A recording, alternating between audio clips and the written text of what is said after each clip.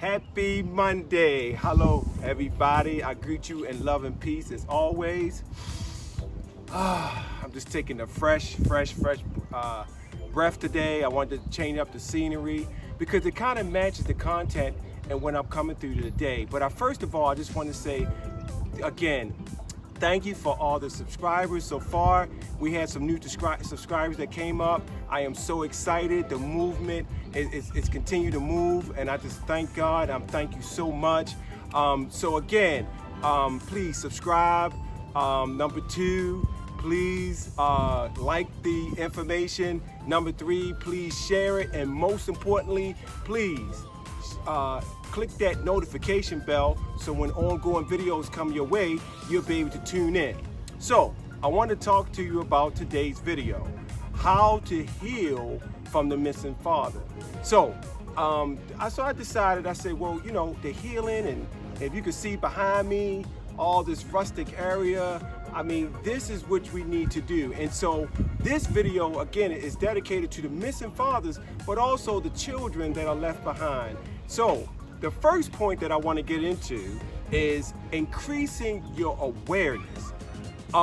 Sometimes, again, in my previous videos, we talked about your unresolved feelings of the missing father, such as examples, abandonment issues, and then sometimes if they unresolved, that may contribute to your adulthood relationships that can become very toxic. So awareness, what I mean by is a person that is healthy and aware of what's going on in terms of your unresolved issue, that is a healthy person. But a person that is aware and does nothing about it, that is very unhealthy. So it's all about increasing your awareness of how, when you involve in these relationships, and how the abandonment relationship with your father, how that contributes to your ongoing relationships, whether that's intimate relationships, whether that's relationships with your children. So it's all about awareness, and as it relates to healing, that's what it's called, healing. Number 2, this is a big one, seeking therapy. A lot of times we are so stigmatized and to believe that when you go to therapy, you're considered crazy, especially in the African American community. I mean, that is a big one, a biggie. Going to therapy, I'm crazy. There's nothing wrong with therapy. Nothing wrong with that. In fact, it's an opportunity where you can really be saved. You can come in our office, you can share, you can I mean, it's wonderful. Try it. But seeking therapy, professional help, in addition to surrounding yourself that are the people that's going to show up for you. There are 2 things that a person can do when they come in your space and time. Either they're going to add to you or they're going to subtract. You want to get away from those people that's going to subtract, and you want to be around people that's going to show up for you and add to your life. Another thing, journaling your thoughts, writing a letter. Most often we have the missing father is gone.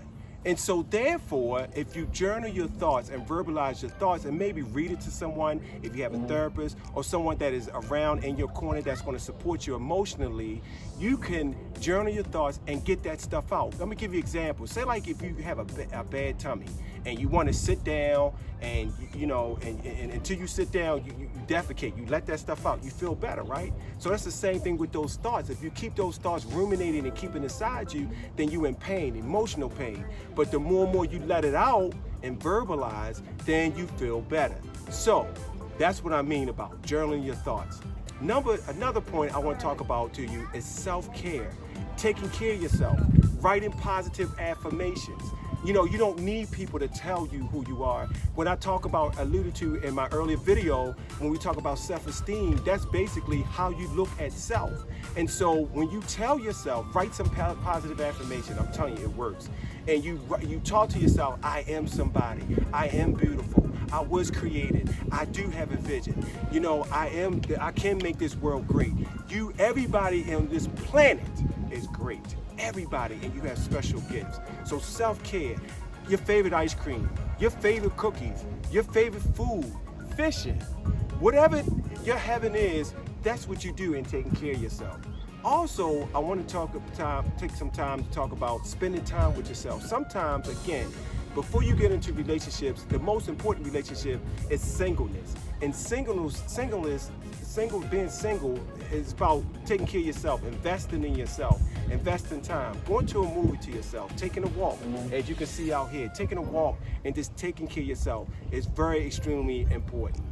There's another method that we do and we practice in therapy. Sometimes when you have the missing father that is not around and you feel these abandonment issues and you really wish that you can express yourself to your father, then we use what we call a sitting chair method. And it simply goes like this. You have an empty chair and you would sit there and face the chair and talk to the chair as if your father was physically talking there, physically sitting there.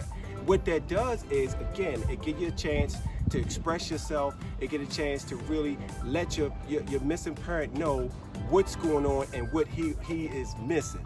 So these are just couple keys that I'm just suggesting, and that's many of them that you can use as it pertains to healing. Once again, we speak about grief and loss, missing fathers. You got to understand, when you leave your seeds, when you leave your children, that you got to remember they are grieving. They are grieving. It's a loss. Okay, it's a loss.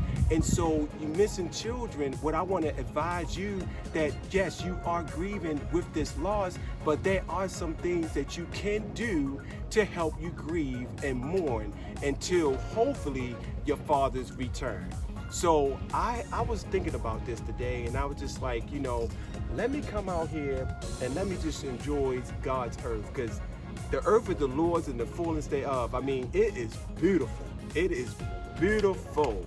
And so I will strongly encourage, take a walk, get out. I know we got this plague going on, but now things are opening back up. Please be safe and use a mask and use the social distancing. But what I'm saying is get to yourself. Going back to what I was saying, get to yourself, invest in yourself, positive affirmations, talk to yourself.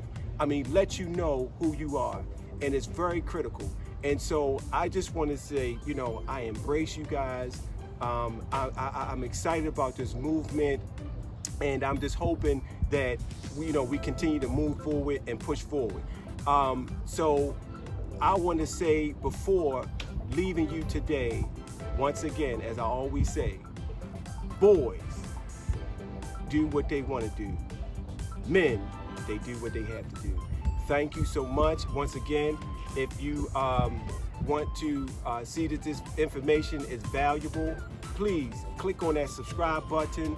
Number 2, please share this content with all your social media platforms, and most likely, and subscribe.